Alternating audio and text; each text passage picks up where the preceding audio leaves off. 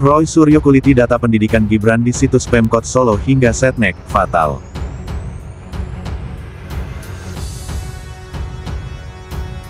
Begini jelasinnya Pak Roy ya, ijazah SMA Indonesia ataupun negara lain tidak selalu diakui setara dengan SMA di Australia. Karena itu banyak universitas di sana membuka jalur pathway program, semacam matrikulasi yang disebut foundation. Saya nggak rela orang Indonesia dibohongi orang nggak logis ini. Kalau manusia seperti ini, SMA kok dicarakan universitas, logika mana ini loh? Saya kan ijazah dari UTS itu UTS itu perguruan tinggi atau ya, enggak? sekarang tanya, kenapa di Dasmen hanya Gitu aja nggak bisa jawab. Tahu arti universitas nggak? Anda yang nggak ngerti. Lah iya tahu arti universitas nggak? Nggak ngerti dia. Nah, gini. Ya sebetulnya saya ogah ya ikut-ikutan komen dalam isu ijazah palsu karena ini jelas ranah politis. Tapi ketika Pak Roy Suryo mempertanyakan ini logikanya di mana, dan ini kebetulan memang ranah saya merasa perlu meluruskan. Karena penyesatan yang dikampanyekan terus-terusan itu lama-lama menjadi seolah kebenaran. Saya sudah 24 tahun berkecimpung di dunia pendidikan internasional dan saat ini menjadi penasehat senior pendidikan lintas negara atau istilahnya transnational education. Sebelumnya saya juga pernah bekerja 9 tahun di Universitas Australia. Begini jelasinnya Pak Roy ya, ijazah SMA Indonesia ataupun negara lain tidak selalu diakui setara dengan SMA di Australia. Karena itu banyak universitas di sana membuka jalur pathway program, semacam matrikulasi yang disebut foundation. Program ini setara dengan kelas 12 di Indonesia. Contohnya, University of Melbourne punya Trinity College yang menawarkan foundation. UTS, University of Technology Sydney, punya program foundation yang dikelola oleh InSearch. InSearch memang bukan universitas, tapi pathway menuju universitas. Sekarang nih, dua lembaga yang sama saja. Yang satu jelas banget. Namanya Sekretariat Negara, ya kan? Iya. Sampai hari ini, sampai kita ngobrol ini, masih seperti ini tampilannya. Lah, ini kan lucu. Yang satu MDIS dulu, yang satu adalah UTS dulu. Ini UTS dulu, yang ini MDIS dulu. Jadi artinya ini data resmi negara loh Mas.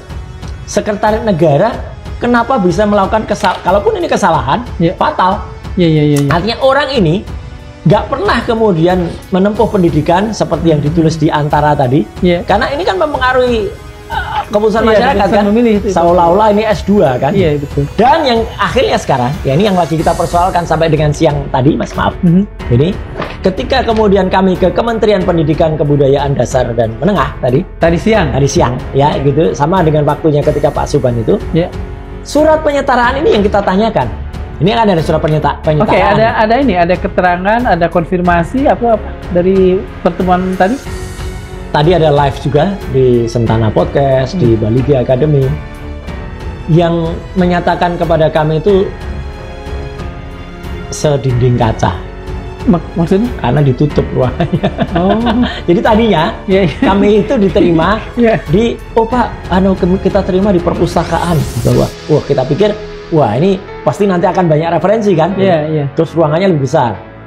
Kita berterima kasih awalnya. Tapi begitu yang masuk itu orang humas. Kok humas? Karena ceritanya begini, Mas. Minggu yang lalu, pada hari Jumat, ya sebelum Jumatan persis, sahabat saya Rismon Hasiolan Sianipar dan tim, ya ada juga Mas Michael Sentana dan kawan-kawan itu datang ke kementerian ini. Waktu itu malah lebih Kementerian Pendidikan Kebudayaan Dasar dan Menengah. Kan kebudayaan juga udah pisah sih. Jadi sekarang Kementerian Pendidikan Dasar dan Menengah. Yang tinggi lah ini dengan menterinya Pak Abdul Muti dari Muhammadiyah. Nah, minggu yang lalu Jumat itu sempat dikira kementerian itu sudah sangat reformis. Karena apa? Karena ketika Mas Resmon dan kawan-kawan datang mau menanyakan ini, mencari orang namanya Pak Dr. Sutanto, sarjana hukum, Magister of Arts ini, ya, Master of Art, kemudian dijawab oleh penggantinya. Ditemui oleh Pak Eko Sutanto namanya. Sama-sama dirjen ya? Ya, sama Sekretaris dirjen. Dan disebut Pak Dr. Sutanto ini sekarang sudah profesor. Dan dia sekarang sudah menjadi Widya Iswara. Nah, tapi Pak Eko Sutanto dengan orang namanya Pak Surya, ya, ketika menemui dua kawan kami, dan itu ada videonya, bisa dilihat di link tadi, mengatakan kalau ini data-data nanti akan kita siapkan minggu depan, Senin.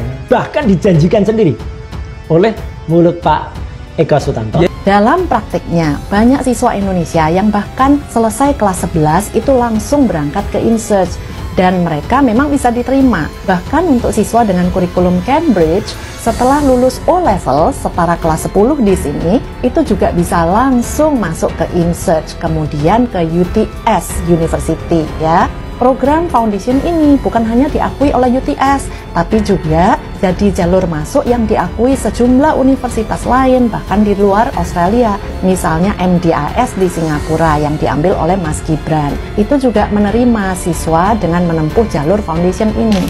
Jadi, kalau memang mau mencari kebenaran, nggak sulit kok. Program InSearch ini bahkan ada di Indonesia, ditawarkan lewat UIC College. Silahkan monggo, bisa langsung dicek ke sana tanpa berdebat panjang lebar. Tapi kalau memang mau mencari kebenaran ya. Jadi tadi itu datang untuk menagih janji. Betul. Judulnya. Dengan waktu yang ditentukan oleh mereka, oleh kementerian, pada hari Senin, ya 22 September, jam 1 siang. Oke. Ya, gitu. Nah, dan akan dijanjikan karena kita kan menanyakan, kenapa bisa sebuah institusi yang di sini disebut, kalau ini kita mengacu ke KPU ya, adalah University Technology of Sydney ya. Kemudian tahun 2000 katanya 2004 sampai 2007 ya. Ternyata terbitnya adalah surat dari Kementerian Pendidikan dan Kebudayaan, Dirjen Dikdesmen ya, Pendidikan Dasar Menengah, tahun 2006 waktu itu. Nah, ini kan lucu-lucu lagi sudah. Di sini pun suratnya keluar 2006. Padahal di sini kalau dilihat di sini 2007. Jadi artinya kalau menurut ini belum lulus ya. Nggak konsisten lah ya. Nggak konsisten. Dan yang lebih nggak konsisten lagi, meskipun kita tahu yang namanya UTS InSearch ini bukan universitas, tapi dia adalah semacam program pathway. Pathway adalah semacam matrikulasi.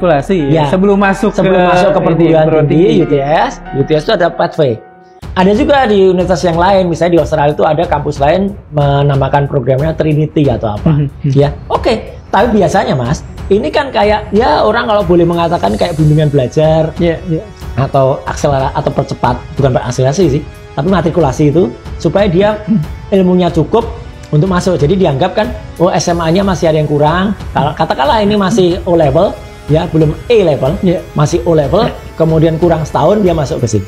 Tapi yang menarik adalah dagelan kalau menurut saya, ya ini suratnya terbitnya adalah dia tiba-tiba sudah dapat grade 12, ya gitu dari UTS ini. Tapi yang menarik adalah setara dengan sekolah menengah kejuruan. Jadi dia hanya setarakan dengan sekolah menengah kejuruan, ya pada program akuntansi dan keuangan.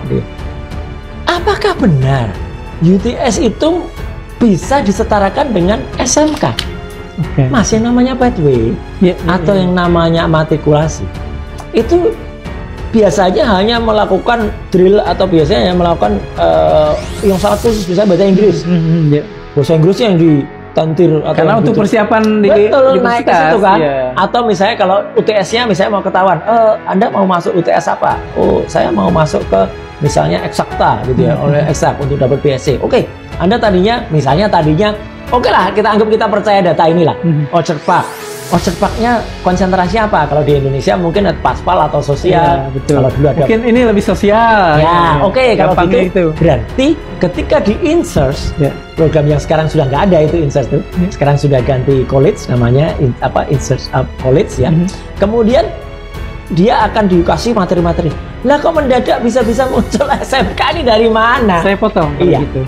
Jadi surat ini, apakah Mas Roy melihat indikasi memang ini dibuat untuk menutup soal ketiadaan SMA? Ya, saya harus mengatakan tuh.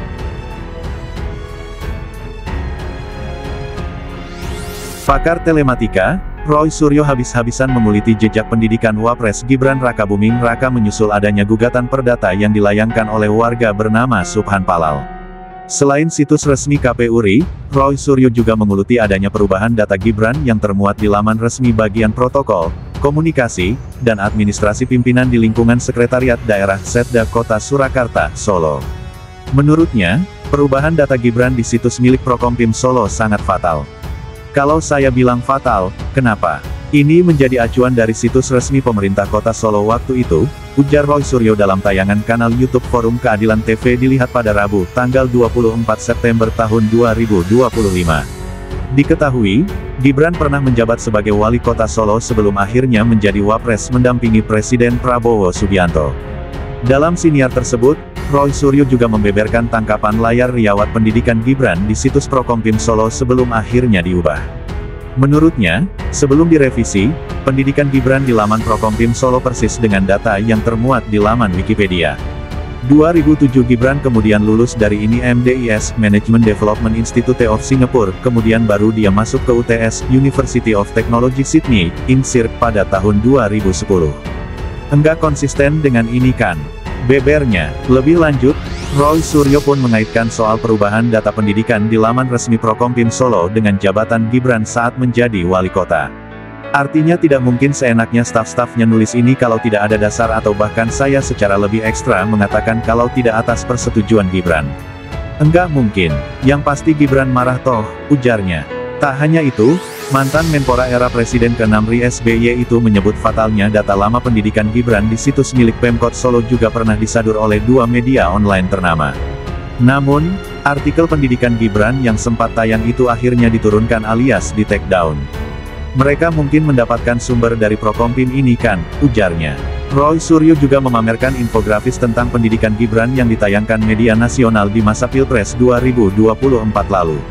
Menurutnya, kesalahan itu pun akhirnya dikoreksi. Nah, sekarang tampilannya menyesuai sama persis kelihatannya tapi hanya data-data ini yang berubah, ujarnya sembari menampilkan dua bukti tangkapan layar soal infografis data pendidikan Gibran yang lama dan sudah direvisi lagi. Selain itu, Roy Suryo juga menyoroti adanya kesalahan data pendidikan Gibran yang termuat di laman resmi Sekretariat Negara Setnek. Menurutnya, adanya kejanggalan riwayat pendidikan Gibran itu sangat fatal. Jadi artinya ini data resmi negara loh, sekretaris negara. Kenapa bisa melakukan kesalahan? Kalaupun ini kesalahan, fatal, ujarnya.